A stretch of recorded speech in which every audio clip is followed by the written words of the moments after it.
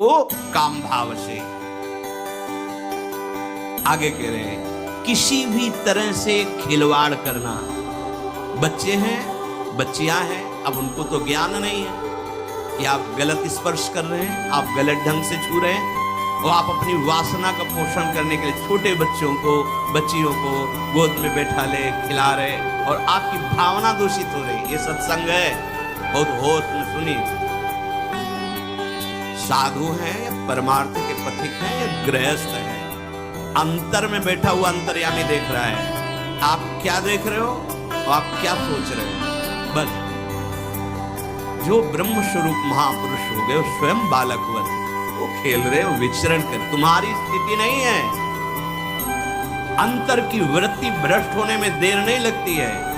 वो अबोध अवस्था को प्राप्त बालक बालिकाएं हैं, भगवान का स्वरूप मानकर दूर से, अगर वैराग्य मार्ग के पथि को दूर से स्पर्श करने का अधिकार नहीं, स्पर्श करने का साथ, वो ब्रह्मबोध संपन्न महापुरुष जो स्वयं बालवत परमहंस अवस्था को प्राप्त, वो बच्चों के साथ खेलते हैं, जहां कामना की कोई गंध ही नहीं, ब्रह्म स्वरूप है अपने होश में। किसी बालक को किसी भी तरह से दुलार करना, वो वात्सल्य नहीं होगा आपके अंदर, वो वासना होगी। ध्यान देना, बहुत सावधानी का विषय है कि हम तो बच्चों के साथ खेलते हैं। नहीं, तुम बच्चों के साथ खेलते नहीं, अपनी वासना को बढ़ावा दे रहे हो।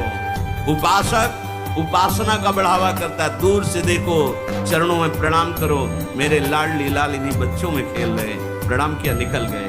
ऐसा किसी भी तरह से स्पर्श करने का अधिकार नहीं है। वो महापुरुष जो भगवत प्राप्त है, वो खुद वैसे धूल दूषित उनके साथ खेल रहे, उनकी क्षमता हमारे हृदय में नहीं जागृत है, चूक हो जाएगी। बहुत सावधानी। एकांत में किसी भी तरह का व्यवहार करना विपरीत शरीर से, काम चेष्टा नहीं कर रहे, पर हंसी मजाक, छूना, खेलना, बातें करना, वो आपको भ्रष्ट कर देगा। सावधान। विपरीत आकर्षण जहां आपका काम भाव बन सकता है, एकांत में नहीं। व्यवहार करने के लिए जिनको सेवाएं मिली हैं 2-3 एक साथ, तब व्यवहार कीजिए। अकेले वार्ता करने वाला अपराधी माना जाएगा। क्यों? अकेले वार्ता में माना आप दूषित नहीं, लेकिन दूसरे की दृष्टि भावना दूषित हो सकती है कि ये स्त्री शरीर और ये पुरुष शरीर, कहीं कोई ऐसा तो नहीं, तो आपने गलती नहीं की, लेकिन आपके आचरण ने दूसरे की श्रद्धा बिगाड़ दी। नहीं, आपको ऐसा भी आचरण नहीं करना कि दूसरे की श्रद्धा में भी दोष आवे, क्योंकि आपका आचरण ही दूसरे के ऊपर प्रभाव डालने वाला है। एकांत में कोई भी ऐसी हंसी मजाक, चेष्टा, विनोद, भले भागवतिक हो, लेकिन विपरीत शरीर जिसमें काम भावना होती, नहीं करना चाहिए। समाज में बहुत सावधानी पूर्वक व्यवहार करना चाहिए। एकांत में किसी भी ऐसे विपरीत शरीर का ऐसे हंसी मजाक करते हुए स्पर्श करने से भावना में काम प्रभाव जागृत हो जाता है। बलवान इंद्री ग्रामो विद्वानमपि करसति, साधारण की तो बात जाने दो।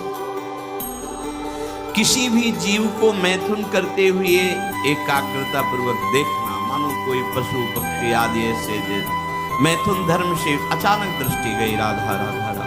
अगर आपने एकाग्रता पूर्वक देखा तो ये दृश्य आपको भ्रष्ट कर देगा। फिर मोबाइल में देखने वाली तो बात ही जाने दो।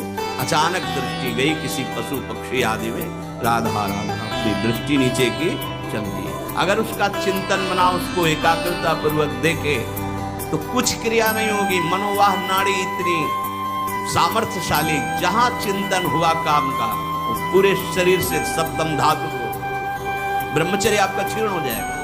बहुत सावधानी की जरूरत। वीर्य, प्राण, मन, इन तीनों का परस्पर घनिष्ठ संबंध है। एक भी स्थिर हो जाए तो तीनों स्थिर हो जाएंगे।